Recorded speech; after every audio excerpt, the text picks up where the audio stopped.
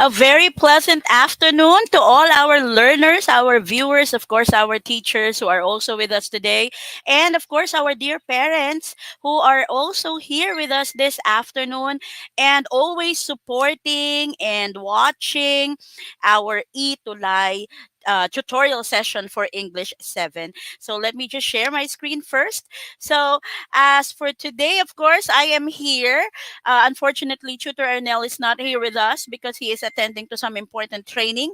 And but we are both from SDO Pasig, and we are always your guide for English 7. That is every Tuesday from 1:40 to 2:20 p.m. And of course, if you would like to stay always notified by all the live sessions, not just in English, but in all subjects, of course. We have the DepEd Itulay Facebook page. And of course, we also have it in YouTube. All you need to do is just subscribe and hit the notification bell so you will always be updated. So, as for today, we're going to have week 5, and that would be non violent conflict resolutions. So, for this afternoon, this is now about our lesson. And of course, we would like to thank our module reference. We have quarter 4, module 5 from the Department of Education, Surgeon Region. Thank you very much, ma'am and sirs, for allowing us to use your created module. So, as for this session, of course, we're going to have the following objectives. So, first, we have the objective of the mind, and that would be to discover the different conflicts in literature. We also have the objective of the heart, and that is to realize the value of practicing nonviolent strategies in solving conflicts. And we have our last objective, that's the objective of the hand, or what we call skills. And of course, we're going to focus on spotting the different nonviolent ways of resolving conflicts in literature. But before we continue, of course, let me just greet our early birds for this afternoon. So I'm going to choose three, and these very early people we have Micah, Angela, Data from 10 Aphrodite of Mangahan High School, and then we also have Marge Ashike de la Masa from LFG Diamantina National High School, and we also have another from SDO Pasig Mangahan High School. This time from 10 Aeolus, we have Lorraine Hibe. Thank you very much for being with us this afternoon. And I hope that everybody will be learning really, really good this afternoon because we have prepared something very special for you. And of course, this is very timely because today we are having a lot of problems already because we have the pandemic. And although we are already on our alert level 1, we still have to practice being calm. And so we have the topic for this afternoon, which is about non-violent strategies. Of course, we always pray for world peace, diba? Pang Miss Universe yan, ah. So today, before we continue, we will be awarding our exemplary duties for quarter 4, week 4 session. So our assignment last week was this one. You are going to find a sample material which you think has an information disorder. And then you're going to explain why the material may cause misinformation to the readers or viewers of that. And we have chosen only one for this afternoon, and that is none other than Mark D. Platon, a student alumnus from Sagad High School, SDO Pasig. So you are an exemplary tutor for quarter 4, week 4 session. You know, Mark Platon, Kuya Mark is always a suki for being an exemplary tutor. Every week, walang palya. It's always exemplary. Thank you very much for always supporting us, Kuya Mark, and congratulations for being an exemplary tutor again. Congratulations, Mark. So now let us proceed. By the way, before we begin with our activities, let me just give a special shout out to my excuse me, to my kids, Miko and Gab. Happy birthday! And now let's proceed with our first activity. I hope you are all ready with this. I hope you reviewed what we had last time, because I know you learned a lot, because your scores were really really high. There's a lot of people who got perfect scores in their activities last week. So we're going to check now whether you still remember whatever I have taught you last meeting. So for our review, you're going to read each statement carefully. Now, I would like you to comment a happy face if the statement is correct, and a sad or a crying face if it is not. Okay, now this is very easy for you. I know you understood everything. So please be ready for our first item. While we are getting ready and while we're waiting for everybody, I would like to see whether you are already very prepared for our first activity. I would like you to write on the comment section, I am ready.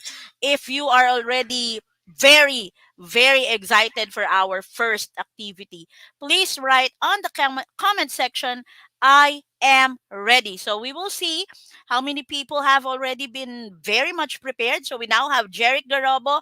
We also have Arvik. We also have Lorraine. And then we have Mika. We have Samantha. We have Renz. And of course, there's still a lot coming in, and that only means one thing: you're very much prepared for our first activity. So let's have item number one. So again, don't forget, you're just going to comment a happy face or a crying face. If you would like to answer, don't forget, write the number first. Let's have number one: all information that we find in different media platforms are true and correct. Okay, let me just repeat that for you. Number one, all information that we find in different media platforms are true and correct. What do you think? Is it a happy face or a crying face? Let us check. We already have an answer here from Arvik, and he said that it's a crying face. We also have the same answer with Kauri, with Lorraine, with Jeric, with John Michael, and with Mika. So is that correct? Is it a crying face? Very good. That's very good. So it's a crying face. Why? Because of course, not all information that you can find in different media platforms are true and correct. You must remember, we have a lot of instances now that we were victimized by fake news. So you have to be very, very careful in analyzing all this information. Next, number two: accuracy is the quality of or state of being correct or precise. What is the correct answer for number two? Again, accuracy is the quality or state of being correct or precise. What is the answer for number two? Okay, let me see. Do we already have answers? We have Jeric with a happy face, Lorraine with a happy face, Kauri with a happy face, Rhea and Janiel with a happy face. Let's check if everybody's correct. Very good. So that's a smiling face for number two. That is very correct. So if you see the word accuracy, it means that it is the quality or the state of being correct or precise. Let's have number three. For number three, you must decide which sections of a text merit the most attention in order to assess the value of ideas. Again, for number three, please write a happy face or a crying face. You must decide which sections of a text merit the most attention in order to assess the value of ideas. What is your number three answer? We have number three with Arvik. That's a crying face. And then Kauri with a smiling face. We have Samantha with a crying face also. And then we have another answer from Mary Rose and John Michael, and everybody's already having crying faces here. So let us check. The answer for number three is It's a smiling face. Of course, you have to decide. This is what I'm telling you about analysis. So, it is, of course, our task as viewers, our as readers, to analyze what sections of the text merit the most attention so that we will be able to find out the value or the main ideas of the information that are given to us. Don't forget that. Let's proceed with number 4. Ay, sorry. Okay, okay. So now let us check whether you got 3 answers correct for our review. Okay, let us check if you got that correctly. We only have 3 items, of course, for the review. So let me check. If you got 3 answers correct, please give me a heart. Again, if you got 3 correct answers, please give me a heart. So Kauri got 3, Samantha got 2, and then we have let's see, Jarek got hearts, Micah got hearts, Shadairi also got hearts. Thank you very much for participating, and thank you very much for answering. Congratulations for those perfect scores. So that only means one thing: you're now ready for our next lesson, and that is week 5. So, what do we have in store for you this quarter for week 5? So, let's now proceed with this one. I have here a picture, of course you can see. So what are these 2 boys doing? What can you see in the picture? Can we have some answers here? What can you say about our picture here? By the way, Kauri is from FBNHS. That's as far as Davao City. So happy viewing, Kauri. And then, while we're waiting for the answers of other people, of course, we also have Maddie Suwan and Paula, Stephanie, and Sog. Hi and happy viewing. So now we have an answer here from Sudairi. And according to also to Lorraine and Trisha, these 2 men or these 2 boys are arguing. Okay, that's very true. John Michael says that they seem to be mad at each other. Now let's try to decipher. What do you think is the theme or one word that would describe this one? Given this word in our mystery word, which starts with the letter C and ends with the letter T, what do you think is the picture trying to convey?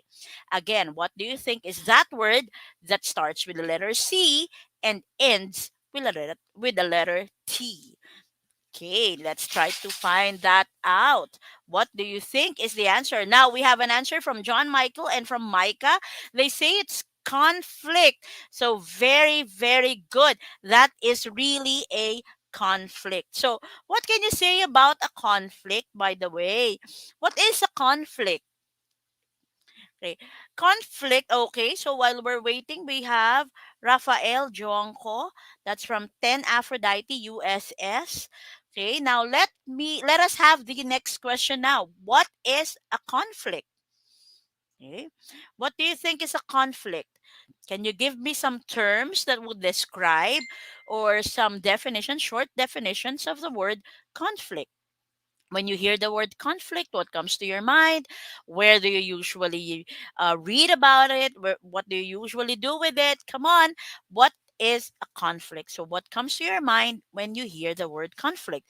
According to Sudari, conflict refers to the problem that people might encounter. Good. Kauri says it's a problem. Very good.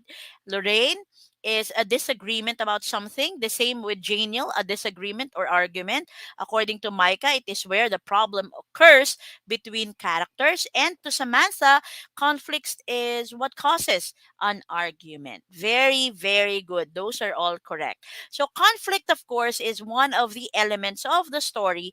But in literature, of course, a conflict is a literary device characterized by a struggle between 2 opposing forces.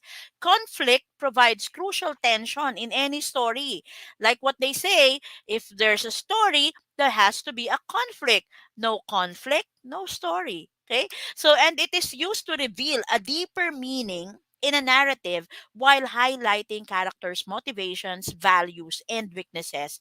Now, this was according to masterclass.com. Okay. Now, when we speak of conflict, we're also referring here, or you will be encountering this, internal and external conflict. Now we will be having this for this afternoon. Let me just discuss this first. So one by one we will be discussing this. When we speak of internal conflict, this is when a character struggles with their own opposing desires or beliefs. Internal conflict happens within them and it drives their development as a character. So you see our picture there, there's one man there who is having a struggle who to believe, the devil or the angel. So that is internal conflict. Now, what about external conflict? External conflict, on the other hand, sets a character against something or someone beyond their control.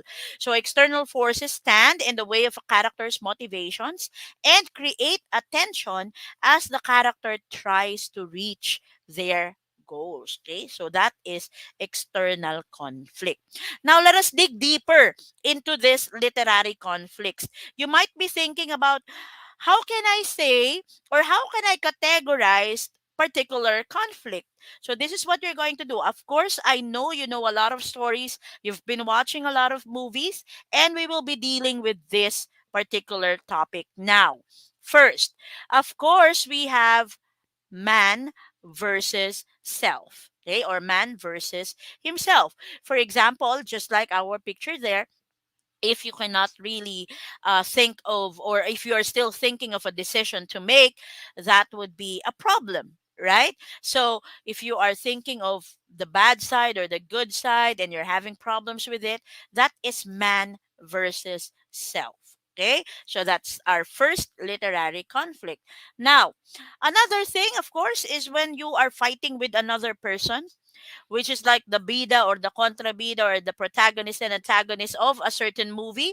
That would be man versus character. Okay, that would be man versus man. Okay, like what I have mentioned a while ago.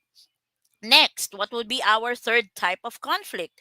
We also have man versus nature. Like, for example, if the story is about an earthquake or a flood, like I know you're familiar with it, San Andreas, or the story about the great, what's that? About the thunder, the I mean the flood. We also have a volcano. So, all those are examples of man versus nature. Next, the fourth type of conflict, we now have this. For example, in our picture there, we have a man being attacked by a vampire. So, since a vampire is non existent, so we are referring here to a supernatural, okay, a supernatural being. So our conflict here is categorized as man versus supernatural.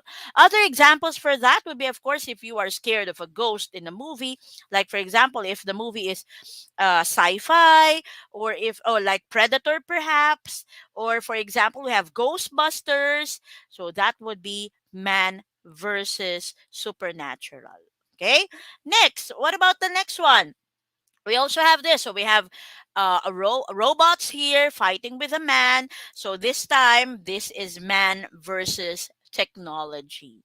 Okay, if you still remember, there's a movie there by Will Smith, I Am Robot. So that is man versus technology. Okay, don't forget that. Next, the last one is about man versus society. So this is all the, or these are all the types of conflicts that we are going to have. For example, the last conflict would be one man standing, everybody from the society. So that would be another type of conflict. So these pictures would symbolize all the different categories of literary conflicts. And of course, please do remember them because they are part of our activities this afternoon. And we're going to find that out later. So now let's proceed. Now, of course, most of the time, readers become more interested in a literary piece because of the tension in the story. If you still remember, if you're watching a movie or a teleserye, right? Or or you're reading a story, what would stick you in reading or in watching that? That would be the conflict. Okay, like what I have mentioned, if the story has no conflict, that would be a very boring story. So the conflicts is very much needed in our elements of the story. And don't forget that the readers are simply hooked in order to discover which of the characters or forces will eventually prevail. So that is always what you are looking forward to. Who will win? Who will conquer? Will it be the good or the bad? Will it be the bida or the kontrabida? The protagonist or the antagonist? And that is what you're always looking for. Remember also that conflict is a necessary element for all stories, whether it is a novel, a short story, a mystery, a romance, children's story, because it makes the plot interesting and exciting. Remember this: Cinderella will never be Cinderella if there is no cruel stepmother, right? Or Hansel and Gretel if there's no witch. Okay, so we need to add the contrabida, we need to add the antagonist so that the story will be meatier, so that the story will be more interesting. And remember, with those antagonists, we establish the conflict. Okay, so even in our lives, we do that. Sometimes we are always problematic. Why do I always have a lot of problems? But remember, with those problems, we become stronger, and those problems are conflicts in our lives. And this motivates us more, to live fully, so that we will be able to overcome all the conflicts in our lives. That is very, very important. Remember also that a conflict in a literary piece also reveals opposing beliefs and truths about life that readers can easily relate to. Sometimes you always have that, diba, while you're watching, and you're always trying to relate to the story, like, this happened to me already, or I have had that problem already. So this is how a good writer or a good director or a good screenplay writer would attack a certain story, making the story be relative to the lives of the readers or the viewers. Okay, don't forget that. So, also, please do remember that in actuality, conflict is not always bad and does not have to result in violence or hurt feelings. So, when we say conflict, it doesn't follow that there has to be somebody who will be killed or somebody who will be hurt. Don't forget that we also have non-violent ways of solving the conflict. And conflicts are part of everyday life and they cannot be avoided. So, that is no longer in, not just in literature, we're talking about real life examples or real life scenario. Conflicts will always be part of our everyday life. This makes our life very normal. Okay, so very normal. A life without conflict is abnormal. So if you have conflicts, rest assured that, of course, we always pray that everything will be over, everything will be okay. All we need to do is just lift up everything, every conflict that we are feeling in our lives. And of course, the Lord will always provide us with solutions. All we have to do is just be very strong and deal with it, ask for help, and always pray. That is about conflicts in our everyday life. Okay? And also, however, whether a conflict escalates or ends negatively or is resolved and ends peacefully in a literary selection, it is entirely based on the choices that the characters make. And the choices made by a character in a story reveals his or her feelings, values, and attitude. Whatever the character will do, that would reveal his real personality. And with that, most often than not, his or her response to conflict determines how a situation ends. So it's either going to be a happy ending or a sad ending, but of course, we always believe that there are still non-violent ways of resolving the conflict. Okay? So now let us see if you got everything that I have discussed today, let us now test, or let's have a quick test of what you have learned this afternoon. So, for our second activity, you're just going to read the different scenarios presented and determine the type of conflict depicted. Again, don't forget, please write the number of the selection or of the passage that you are answering. Let's start with number one. Let me read.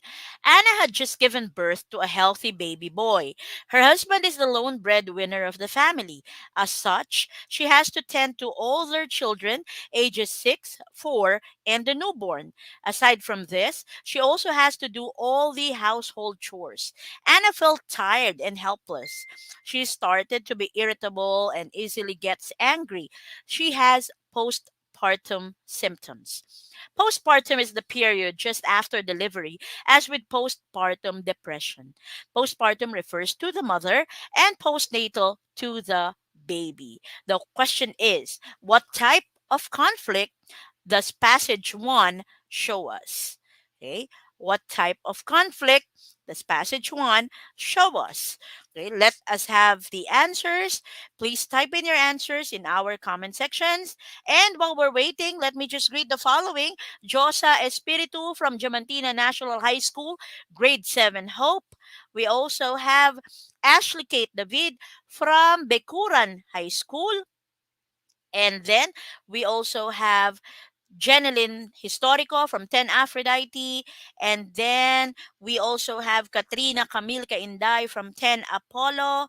And John Ezekiel Dalaya from 10 Adonis, and Danette Gansatao from 10 Aeolus, all from Mangahan High School, SDO Pasig. So let us now have the answer. What do you think is the type of conflict that is shown in number one? So what are the choices again? We have man versus nature. It can also be man versus supernatural, man versus technology, and we have man versus society or man versus self. What do you think is the answer for number one? We now have an answer from Lorraine, man versus himself. The same with Sudari and same with Arvik. What is the correct answer for number one? It's man versus self. Correct. So you got number one correctly. Thank you very much for all your correct answers. Let's now proceed with number two. Number two, the recent pandemic that swept the world brought a lot of change in the teaching and learning.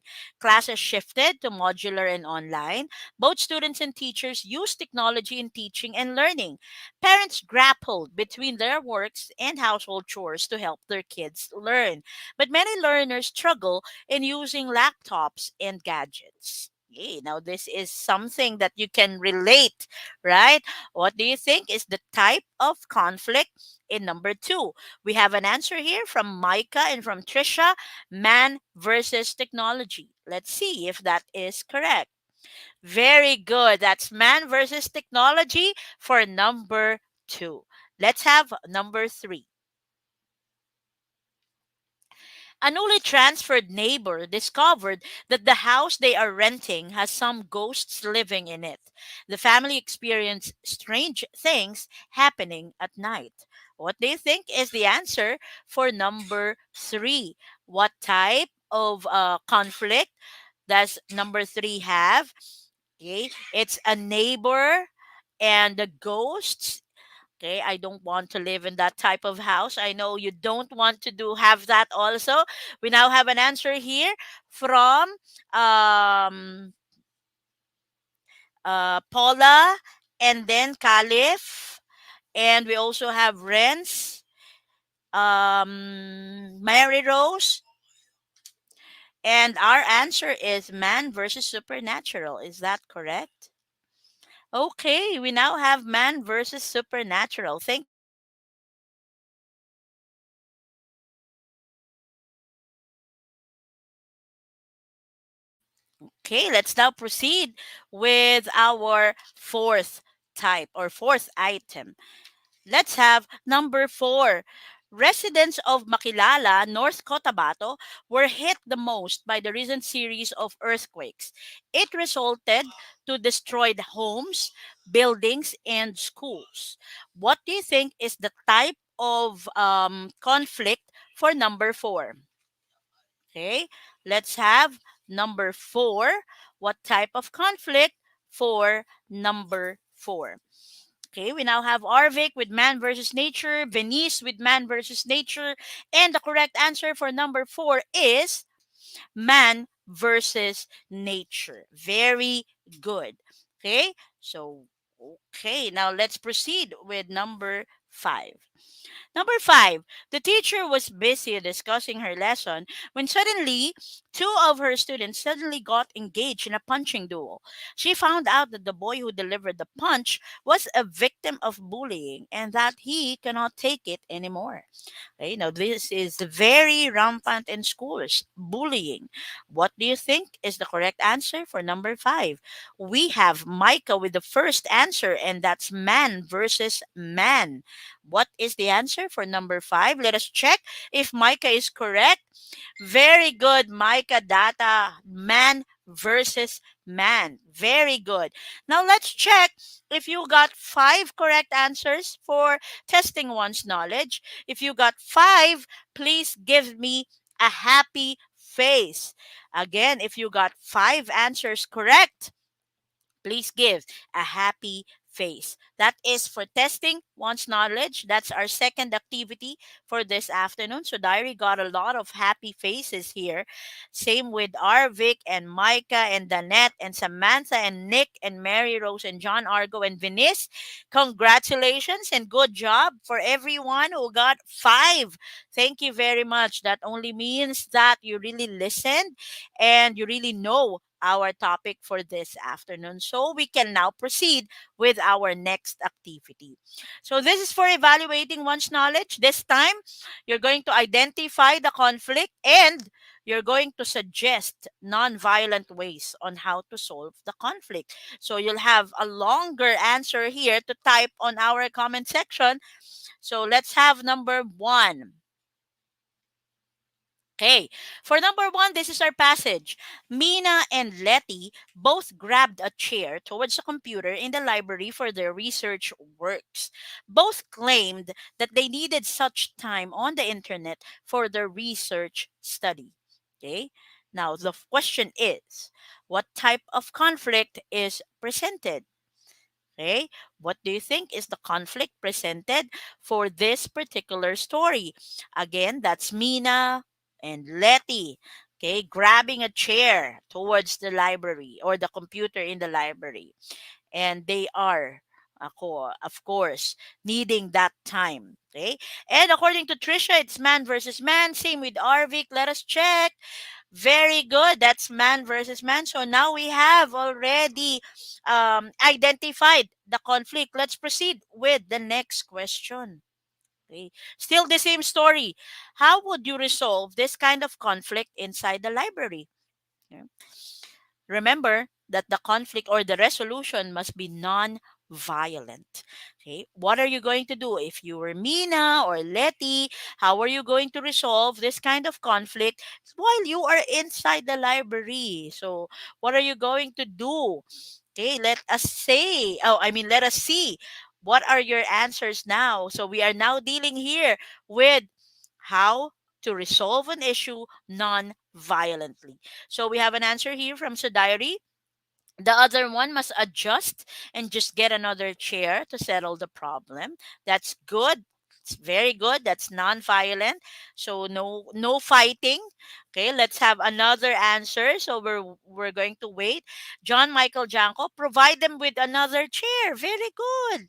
Very good. Of course, it's a library. There are a lot of chairs there, of course. And Lorraine, if I were the two, I will find another computer to use. Good. Okay, so we just have to look for some more resources. That's very, very good. Okay, according to John Ezekiel Dalaya, the other must adjust and get another chair. Same with Arvik, give the chair peacefully to the one who needed it the most. Very, very good. Okay, let's proceed with the next one. Okay, we have another story here. So Erwan and his family were preparing for dinner when suddenly they felt dizzy and that the grounds were shaking violently. Every member of the family tried to hold on things inside their house to save them from breaking. However, the shaking continued that they had to flee to safer grounds away from falling objects. Okay, what type of conflict is that? Okay, but before you proceed with what type of conflict, what do you think is happening in our family here in our story? What do you think? Oh, we now have an answer here. According to Arvik and to Micah, it's man versus nature. Okay, so that's man versus nature. Now, what is happening in the story? What do you think is the scenario given to this particular passage? What do you think? If it's man versus nature, what is that? Okay, so we have John, Ezekiel, Dalaya. They are experiencing earthquake. Very good. Okay, so that's man versus nature. And so, how can Erwan and his family resolve this conflict? What do you think?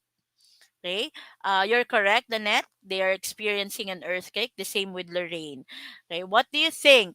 How can Erwan and his family resolve the conflict? I know you have already experienced earthquakes before.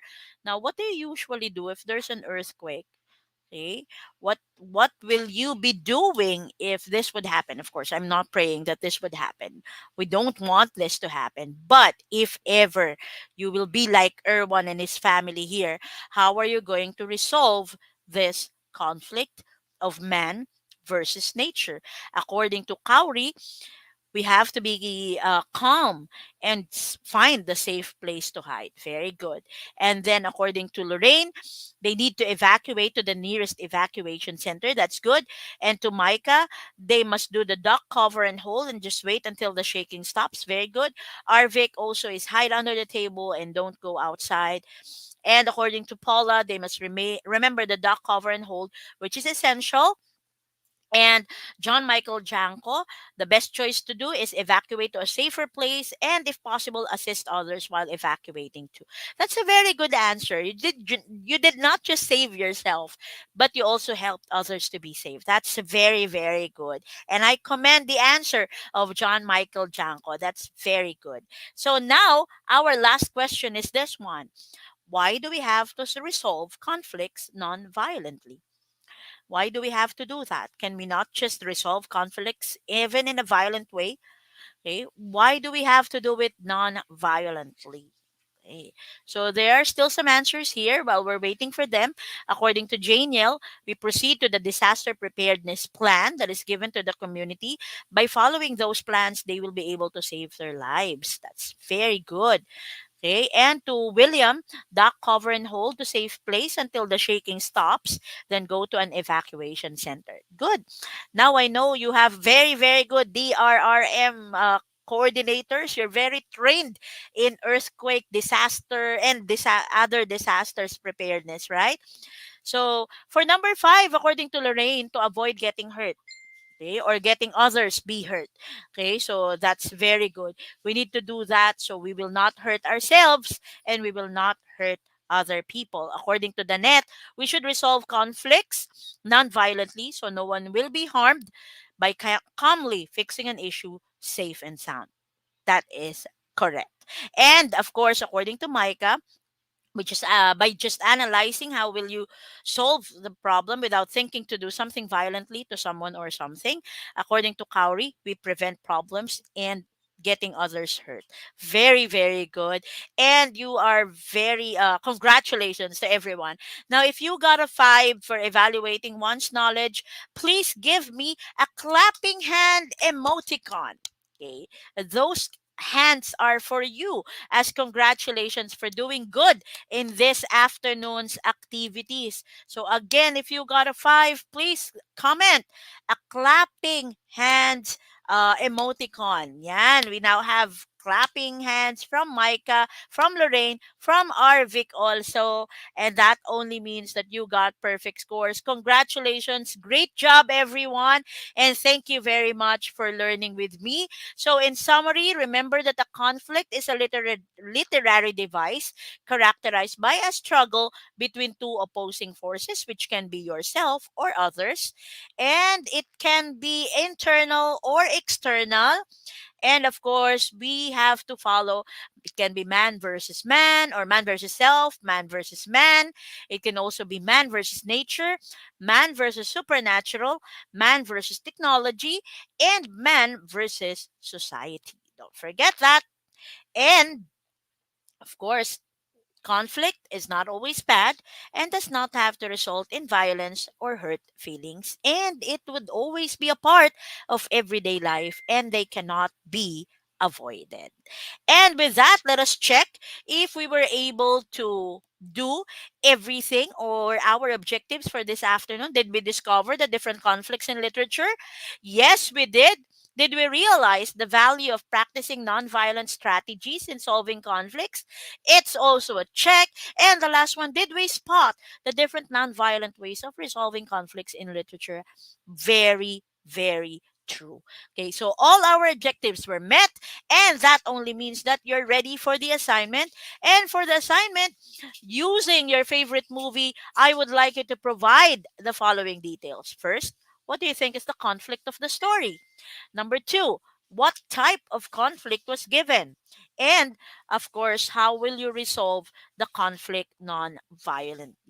Okay, so you will be thinking of your favorite movies for this particular assignment. And for submitting that, of course, you may submit it to my Facebook page or to Tutor Arnell's Facebook account. And if you would like to do the exit assessment, we have here the QR code and the link. Please do the screenshot so you'll be able to take the exit assessment. And if you have evaluation or feedback to make us improve more, we have also the QR code, and we also have here the link that you can copy, evaluate the session honestly, and please do read carefully. And with that, we say thank you very much for being with us this afternoon. In behalf of Tutor Arnell, who's very busy right now, I am Tutor Grace from SDO Pasig, thanking everyone who are with me today. Thank you very much for supporting Itulay.